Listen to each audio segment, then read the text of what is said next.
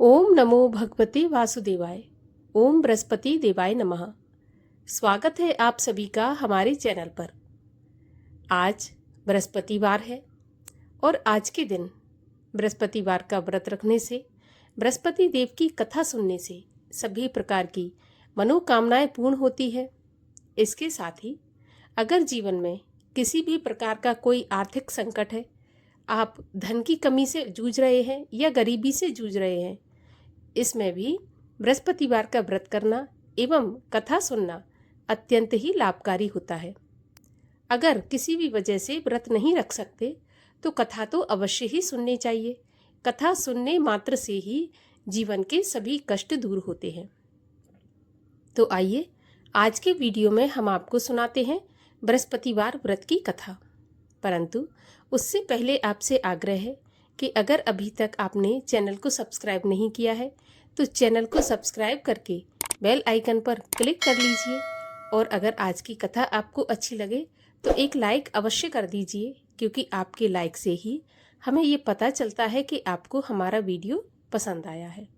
तो चलिए अब सुनते हैं बृहस्पतिवार व्रत की कथा। प्राचीन समय की बात है। भारत में एक राजा राज्य करता था। वह बड़ा प्रतापी और दानी था। वह नित्य प्रति मंदिर में भगवत दर्शन करने जाता था। वह ब्राह्मण और गुरु की सेवा भी किया करता था। उसके द्वार से कोई भी याचक निराश होकर नहीं लौटता था। वह प्रत्येक गुरुवार को व्रत रखता एवं पूजन करता था। हर दिन गरीबों की सहायता करता था। परंतु ये सब बातें उसकी रानी को अच्छी नहीं लगती थीं। वह न ही व्रत करती और न किसी को एक भी पैसा दान में देती थी। वह राजा से भी ऐसा करने को मना किया करती थी। एक समय की बात है, राजा शिकार खेलने वन को चले गए। घर पर रानी और दासी थी। उस समय गुरु बृहस्पति साधु का रूप धारण करके राजा के दरवाजे पर भिक्षा मांगने आए। साधु ने रानी से भिक्षा मांगी तो वह कहने लगी, हे साधु महाराज, मैं इस दान पुण्य से तंग आ गई हूँ। इस कार्य के लिए मेरे पति देवी बहुत हैं। अब आप ऐसी कृपा करें कि मेरा सारा धन नष्ट हो जाए और मैं आराम से रह सकूं। साधु रूपी बृहस्पति देव ने कहा, देवी, तुम तो बड़ी विचित्र हो। संतान और धन से कोई दुखी नहीं होता, सभी इसको चाहते हैं। पापी भी पुत्र और धन की इच्छा करता है। अगर तुम्हारे पास धन अधिक है तो भूखे मनुष्यों को भोजन कराओ, प्याऊ लगवाओ, ब्राह्मणों को दान दो, धर्मशालाएं बनवाओ, कुआं, तालाब, बावड़ी, बाग बगीचों आदि का निर्माण करवाओ तथा निर्धनों की कुमारी कन्याओं का विवाह कराओ। साथ ही यज्ञ आदि करो। इस प्रकार के करने से आपके कुल का और आपका नाम परलोक में सार्थक होगा एवं स्वर्ग की प्राप्ति होगी। परंतु रानी साधु की इन बातों से खुश नहीं हुई। उसने कहा, हे साधु महाराज, मुझे ऐसे धन की आवश्यकता नहीं जिसको मैं अन्य लोगों को दान दूं तथा जिसको रखने और संभालने में ही मेरा सारा समय नष्ट हो जाए। साधु ने कहा, देवी, यदि तुम्हारी ऐसी इच्छा है तो जैसा मैं तुम्हें बताता हूँ तुम वैसा ही करना। बृहस्पतिवार के दिन घर को गोबर से लीपना, अपने केशों को पीली मिट्टी से धोना, केशों को धोते समय स्नान करना, राजा से कहना वह हजामत करवाए, भोजन में मांस मदिरा खाना, कपड़ा धोबिकियां धुलने डालना। इस प्रकार 7 बृहस्पतिवार करने से तुम्हारा सारा धन नष्ट हो जाएगा। ये कहकर साधु महाराज रूपी बृहस्पति देव अंतर्ध्यान हो गए। रानी ने साधु के कहने के अनुसार 7 बृहस्पतिवार वैसा ही करने का विचार किया। साधु के बताए अनुसार करते हुए केवल 3 बृहस्पतिवार ही बीते थे कि उसकी समस्त धन संपत्ति नष्ट हो गई। भोजन के लिए दोनों समय परिवार तरसने लगा और सांसारिक भोगों से दुखी रहने लगा। तब वह राजा रानी से कहने लगा कि रानी, तुम यहाँ पर रहो, मैं दूसरे देश को जाता हूँ, क्योंकि यहाँ पर मुझे सभी मनुष्य जानते हैं, इसलिए मैं यहाँ कोई कार्य नहीं कर सकता। ऐसा कहकर राजा परदेश चला गया। वहाँ जंगल से लकड़ी काट कर लाता और शहर में बेचता। इस तरह से जीवन बिताने लगा। इधर राजा के बिना रानी और दासियां दुखी रहने लगी। किसी दिन भोजन मिलता और किसी दिन पानी पीकर ही रह जाती। एक समय रानी और दासियों को 7 दिन बिना भोजन के व्यतीत हो गए। तो रानी ने अपनी दासी से कहा कि दासी, यहाँ पास ही के नगर में मेरी बहन रहती है। वह बड़ी धनवान है। तू उसके पास जा और वहां से 5 सेर बेझर मांग के ले आ, जिससे कुछ समय के लिए गुजर हो जाएगी। दासी रानी की बहन के पास गई। रानी की बहन उस समय पूजा कर रही थी। बृहस्पतिवार का दिन था। दासी ने रानी की बहन से कहा, रानी जी, मुझे आपकी बहन ने भेजा है, मुझे 5 सेर बेझर दे दो। दासी ने यह बात अनेक बार कही, परंतु रानी की बहन ने कोई उत्तर नहीं दिया, क्योंकि वह उस समय बृहस्पतिवार की कथा सुन रही थी। जब तक कथा होती है तब तक न बोलते हैं न उठते हैं। जब दासी को रानी की बहन से कोई उत्तर नहीं मिला तो वह बहुत दुखी हुई। उसे क्रोध भी आया। वह लौटकर रानी से बोली, हे रानी, आपकी बहन बहुत ही धनी स्त्री है, छोटे लोगों से तो वह बात भी नहीं करती। मैंने उससे कहा तो उसने कोई उत्तर नहीं दिया, तो मैं वापस चली आई। रानी बोली, हे दासी, इसमें उसका कोई दोष नहीं है। जब बुरे दिन आते हैं तब कोई सहारा नहीं देता। अच्छे बुरे का पता विपत्ति में ही लगता है। अब तो जो ईश्वर की इच्छा होगी वही होगा। यह सब तो हमारे भाग्य का दोष है। उधर रानी की बहन ने सोचा कि मेरी बहन की दासी आई थी, परंतु मैं उससे नहीं बोली, इससे वह बहुत दुखी हुई होगी। कथा सुन और विष्णु भगवान का पूजन समाप्त कर वह अपनी बहन के घर आई और कहने लगी, बहन, मैं बृहस्पतिवार का व्रत कर रही थी। तुम्हारी दासी आई, परंतु जब तक कथा होती है तब तक ना उठते हैं और ना बोलते हैं, इसलिए मैं नहीं बोली। कहो दासी क्यों गई थी? रानी बोली, बहन, हमारे घर पर अनाज नहीं था। वैसे तुमसे कोई बात छुपी नहीं है, इस कारण मैंने दासी को तुम्हारे पास 5 सेर बेझर लेने के लिए भेजा था। रानी की बहन बोली, बहन देखो, बृहस्पति भगवान सबकी मनोकामना पूर्ण करते हैं। देखो, शायद तुम्हारे घर में अनाज रखा हो। यह सुनकर दासी घर के अंदर गई तो वहां उसे एक घड़ा बेजर का भरा मिल गया। उसे बड़ी हैरानी हुई, क्योंकि उसने एक एक बर्तन पहले ही देख लिया था। उसने बाहर आकर रानी को बताया। दासी अपनी रानी से कहने लगी, रानी देखो, वैसे जब हमको अन्न नहीं मिलता तो हम रोज ही व्रत करते हैं। अगर इनसे व्रत की विधि और कथा पूछ ली जाए तो उसे हम भी किया करेंगे। दासी के कहने पर रानी ने अपनी बहन से बृहस्पतिवार व्रत के बारे में पूछा। उसकी बहन ने बताया कि बृहस्पतिवार के व्रत में चने की दाल और मुनक्का से विष्णु भगवान का केले की जड़ में पूजन करें तथा दीपक जलाएं, पीला भोजन करें, कथा सुनें। इस प्रकार करने से गुरु भगवान प्रसन्न होते हैं, अन्न पुत्र धन देते हैं, सभी की मनोकामना पूर्ण करते हैं। व्रत और पूजन की विधि बताकर रानी की बहन अपने घर लौट गई। रानी और दासी दोनों ने निश्चय किया कि बृहस्पति भगवान का पूजन करके बृहस्पतिवार का व्रत अवश्य करेंगे। 7 रोज बाद जब बृहस्पतिवार आया तो उन्होंने व्रत रखा। घुड़साल में जाकर चना और गुड़ बीन लाई तथा उसकी दाल से केले की जड़ तथा विष्णु भगवान का पूजन किया। अब भोजन पीला कहाँ से आए, तो दोनों बड़ी दुखी हुई, परंतु उन्होंने व्रत किया था, इस कारण बृहस्पति भगवान प्रसन्न थे। एक साधारण व्यक्ति के रूप में वे 2 थालों में सुंदर पीला भोजन लेकर आए और दासी को देकर बोले, दासी, यह भोजन तुम्हारे और रानी के लिए है, तुम दोनों करना। दासी भोजन पाकर बड़ी प्रसन्न हुई और रानी से बोली, रानी जी भोजन कर लो। रानी को भोजन आने के बारे में कुछ पता नहीं था, इसलिए वह दासी से बोली, जा तू ही भोजन कर, तू हमारी व्यर्थ में हंसी उड़ाती है। दासी बोली, एक व्यक्ति भोजन दे गया है। तो रानी कहने लगी, यह भोजन तेरे लिए दे गया है तो तू ही भोजन कर ले। दासी ने कहा, वह व्यक्ति हम दोनों के लिए 2 थालों में भोजन देकर गया है, इसलिए मैं और आप दोनों ही साथ साथ भोजन करेंगे। दोनों ने गुरु भगवान को नमस्कार करके भोजन प्रारंभ किया। उसके बाद से वे प्रत्येक बृहस्पतिवार को गुरु भगवान का व्रत और पूजन करने लगी। बृहस्पति भगवान की कृपा से उनके पास धन हो गया, परंतु रानी फिर पहले की तरह आलस करने लगी। तब दासी बोली, देखो रानी, तुम पहले भी इस प्रकार आलस करती थी, तुम्हें धन के रखने में कष्ट होता था, इस कारण सभी धन नष्ट हो गया। अब गुरु भगवान की कृपा से धन मिला है तो फिर तुम्हें आलस होता है। बड़ी मुसीबतों के बाद हमने यह धन पाया है, इसलिए हमें दान पुण्य करना चाहिए।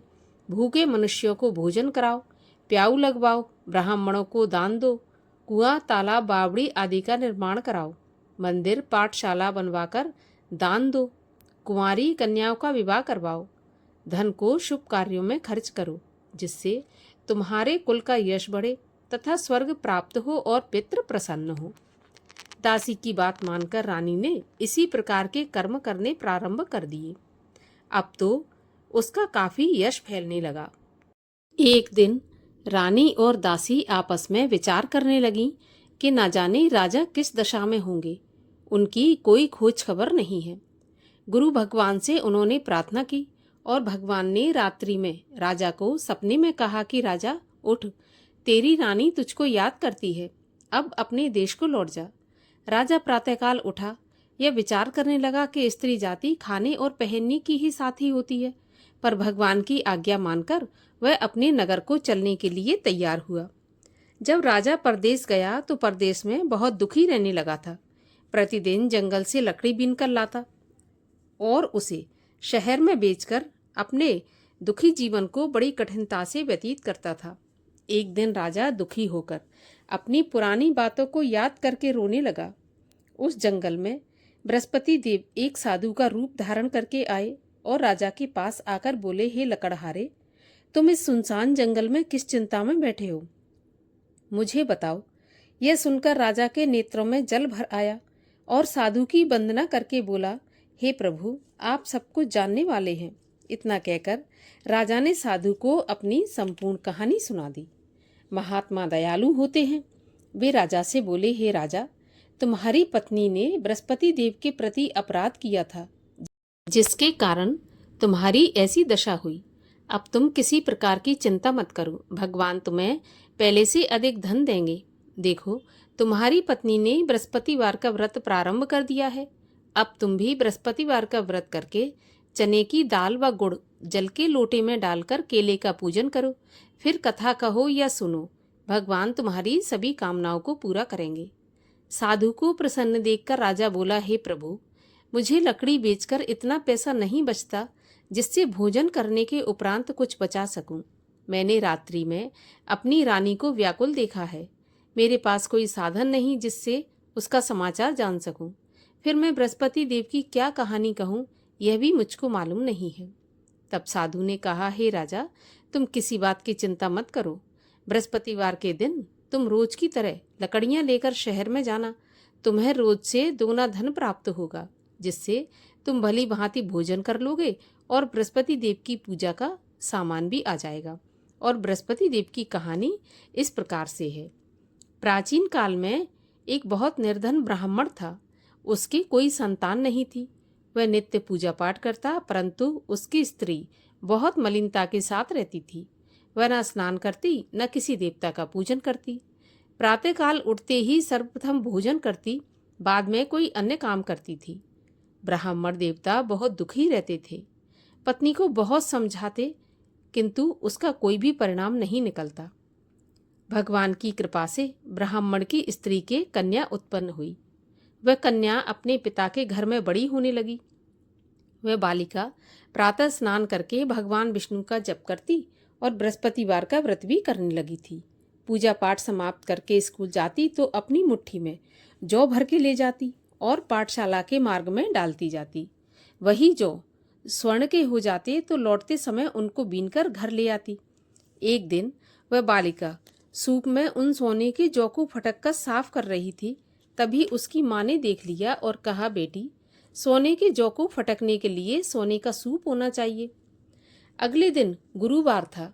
इस कन्या ने व्रत रखा और बृहस्पति देव से प्रार्थना करके कहा कि प्रभु, यदि मैंने सच्चे मन से आपकी पूजा की हो तो मुझे सोने का सूप दे दो। बृहस्पति देव ने उसकी प्रार्थना स्वीकार कर ली। रोजाना की तरह वह कन्या जौ फैलाती हुई स्कूल चली गई। स्कूल से लौटकर जब वह जौ बीन रही थी तो बृहस्पति देव की कृपा से उसे सोने का सूप मिला। उसे वह घर ले आई और उसमें जौ साफ करने लगी, परंतु उसकी माँ का वही ढंग रहा। एक दिन की बात है, वह कन्या सोने के सूप में जौ साफ कर रही थी। उसी समय उस नगर का राजकुमार वहां से होकर निकला। इस कन्या के रूप और कार्य को देखकर उस कन्या पर मोहित हो गया। राजमहल आकर भोजन तथा जल त्याग कर उदास होकर लेट गया। राजा को जब राजकुमार के द्वारा अन्न जल त्यागने का समाचार ज्ञात हुआ तो अपने मंत्रियों के साथ अपने पुत्र के पास गए और बोले, बेटा, तुम्हें किस बात का कष्ट है? किसी ने अपमान किया है अथवा कोई और कारण है तो मुझे बताओ, मैं वही करूँगा जिससे तुम्हें प्रसन्नता हो। राजकुमार ने अपने पिता की बातें सुनी तो वह बोला, मुझे आपकी कृपा से किसी बात का दुख नहीं है। किसी ने मेरा अपमान नहीं किया, परंतु मैं उस लड़की के साथ विवाह करना चाहता हूँ जो सोने के सूप में जौ साफ कर रही थी। यह सुनकर राजा आश्चर्य में पड़ गया और बोला, बेटा, इस तरह की कन्या का पता तुम ही लगाओ, मैं उसके साथ तुम्हारा विवाह अवश्य ही करवा दूंगा। राजकुमार ने राजा को उस लड़की के घर का पता बतलाया। तब मंत्री उस लड़की के घर गया और राजा का आदेश ब्राह्मण को सुनाया। कुछ ही दिन के बाद ब्राह्मण की कन्या का विवाह राजकुमार के साथ संपन्न हो गया। कन्या के घर से जाते ही उस ब्राह्मण देवता के घर में पहले की तरह गरीबी का निवास हो गया। अब भोजन के लिए भी अन्न बड़ी मुश्किल से मिलता था। एक दिन दुखी होकर ब्राह्मण देवता अपनी पुत्री से मिलने गए। बेटी ने पिता की दुखी अवस्था को देखा और अपनी माँ का समाचार पूछा तो ब्राह्मण ने सारा हाल कह दिया। कन्या ने बहुत सा धन देकर अपने पिता को विदा कर दिया। इस तरह ब्राह्मण का कुछ समय सुखपूर्वक व्यतीत हो गया, लेकिन कुछ दिन बाद फिर वही हाल हो गया। तो ब्राह्मण फिर अपनी कन्या के यहाँ गया और सभी हाल कहा। तो पुत्री बोली, पिताजी, आप माताजी को यहाँ लिवा लाओ, मैं उन्हें विधि बता दूंगी जिससे गरीबी दूर हो जाए।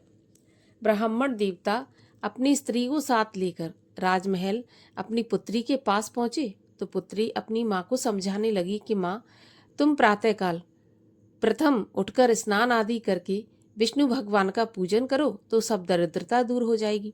परंतु उसकी माँ ने उसकी एक भी बात नहीं मानी और प्रातःकाल उठकर अपनी पुत्री का बचा जूठन खा लेती थी।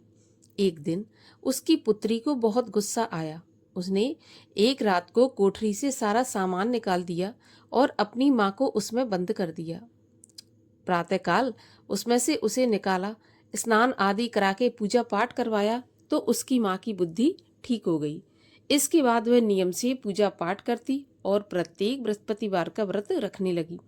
इस व्रत के प्रभाव से उसकी माँ भी बहुत धनवान तथा पुत्रवती हो गई और बृहस्पति देवता के प्रभाव से स्वर्ग को गई। वह ब्राह्मण भी सुखपूर्वक इस लोक का सुख भोग कर स्वर्ग को प्राप्त हुआ। इस तरह कहानी कहकर साधु देवता वहां से अंतर्ध्यान हो गए। धीरे धीरे समय व्यतीत होने पर फिर बृहस्पतिवार का दिन आया। राजा जंगल से लकड़ी काटकर किसी शहर में बेचने गया। उसे उस दिन और दिनों से अधिक धन मिला। राजा ने चना गुड़ आदि लाकर बृहस्पतिवार का व्रत किया। उस दिन से उसके सभी क्लेश दूर हुए। परंतु जब अगला गुरुवार आया तो बृहस्पतिवार का व्रत करना भूल गया। इस कारण बृहस्पति भगवान नाराज हो गए।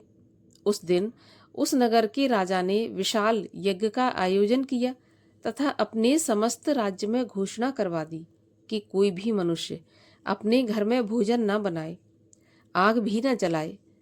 समस्त जनता मेरे यहाँ भोजन करने आए। इस आज्ञा को जो नहीं मानेगा उसको फांसी की सजा दी जाएगी। राजा की आज्ञा के अनुसार राज्य के सभी वासी राजा के भोज में सम्मिलित हुए, लेकिन लकड़हारा कुछ देर से पहुंचा, इसलिए राजा उसको अपने साथ महल में ले गए। जब राजा लकड़हारे को भोजन करा रहे थे तो रानी की दृष्टि उस खूंटी पर पड़ी जिस पर उसका हार लटका हुआ था। उसे हार खूंटी पर लटका दिखाई नहीं दिया। रानी को निश्चय हो गया कि मेरा हार इस लकड़हारे ने चुरा लिया है। उसी समय सैनिक बुलवाकर उसको जेल खाने में डलवा दिया। जब लकड़हारा जेल खाने में गया तो बहुत दुखी होकर विचार करने लगा कि न जाने कौन से पूर्व जन्म के कर्म से मुझे यह दुख प्राप्त हुआ है, और उसी साधु को याद करने लगा जो कि जंगल में मिला था। उसी समय तत्काल बृहस्पति देव साधु के रूप में प्रकट हो गए और उसकी दशा को देखकर कहने लगे, अरे मूर्ख, तूने बृहस्पति देवता की कथा नहीं की, इसी कारण तुझे दुख प्राप्त हुआ है।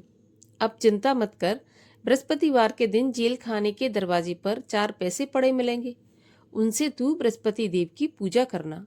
तो तेरे सभी कष्ट दूर हो जाएंगे। अगले बृहस्पतिवार उसे जेल के द्वार पर 4 पैसे मिले। राजा ने पूजा का सामान मंगवाकर कथा कही और प्रसाद बांटा। उसी रात्रि को बृहस्पति देव ने उस नगर के राजा को स्वप्न में कहा कि राजा, तूने जिस आदमी को जेल खाने में बंद कर दिया है वह निर्दोष है, वह राजा है, उसे छोड़ देना। रानी का हार उसी खूंटी पर लटका हुआ है। अगर तू ऐसा नहीं करेगा तो मैं तेरे राज्य को नष्ट कर दूंगा। राजा प्रातःकाल उठा और खूंटी पर हार टंगा देखकर लकड़हारे को बुलाकर क्षमा मांगी तथा राजा के योग्य सुंदर वस्त्र आभूषण भेंट करके उसे विदा किया। गुरुदेव की आज्ञा के अनुसार राजा अपने नगर को चल दिया।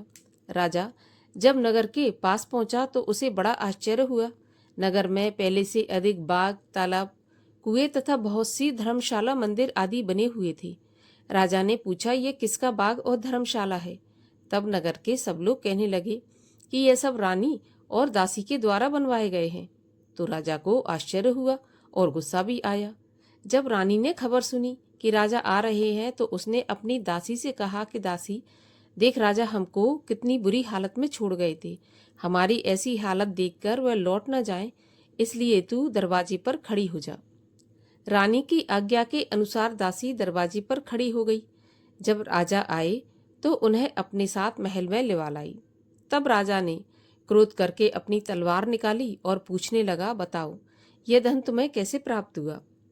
तब रानी ने बताया, हमें यह धन बृहस्पति देव के व्रत के प्रभाव से प्राप्त हुआ है।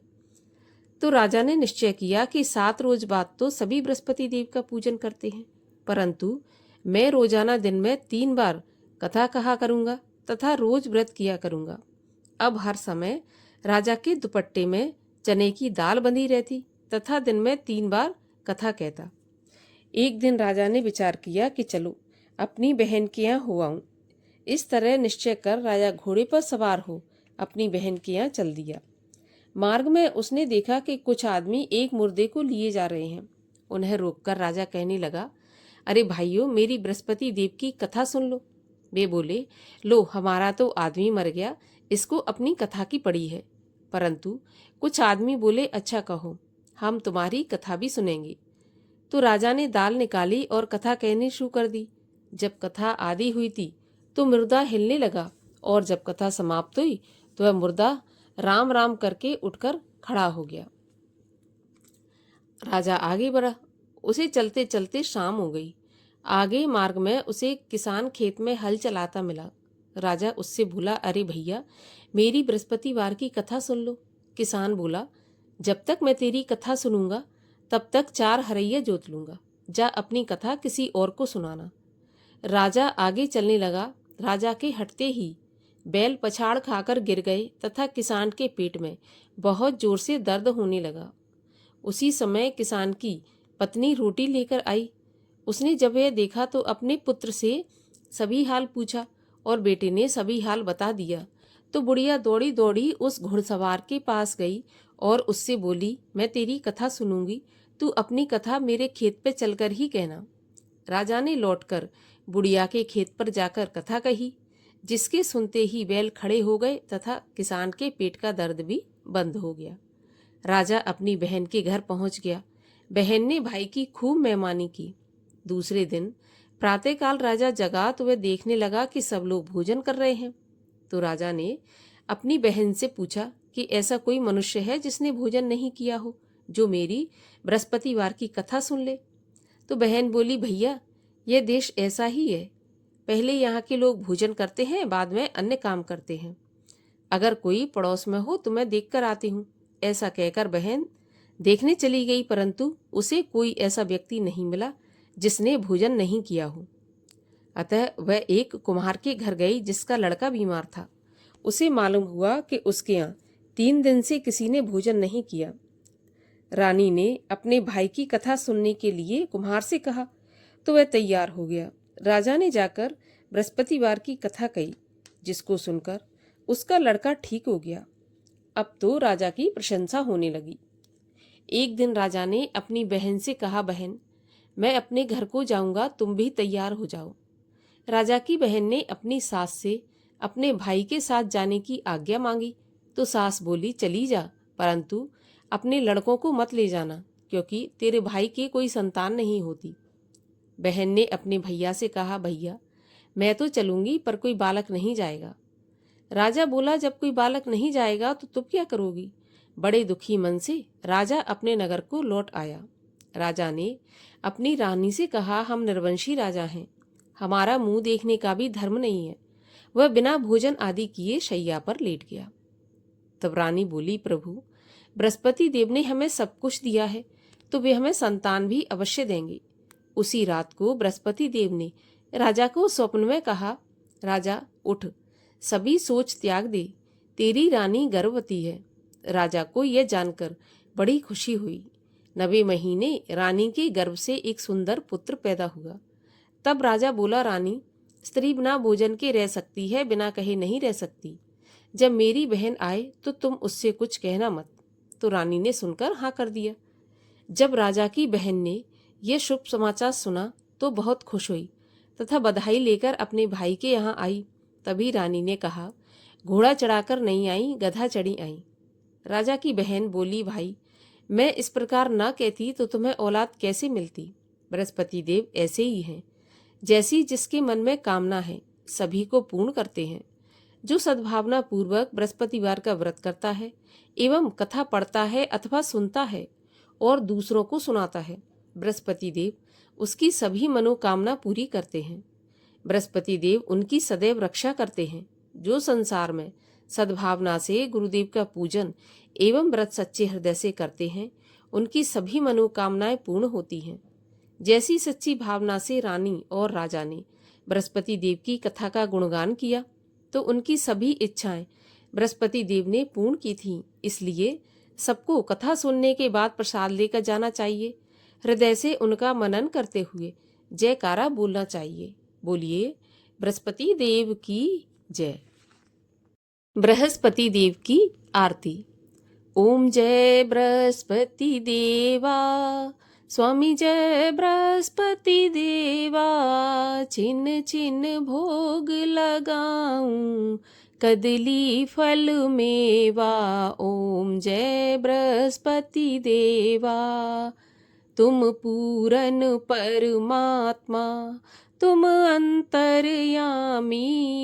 जगत पिता जगदीश्वर, तुम सबके स्वामी। ओम जय बृहस्पति देवा।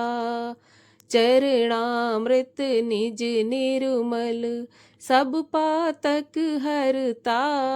सकल मनोरथ दायक, कृपा करो भरता।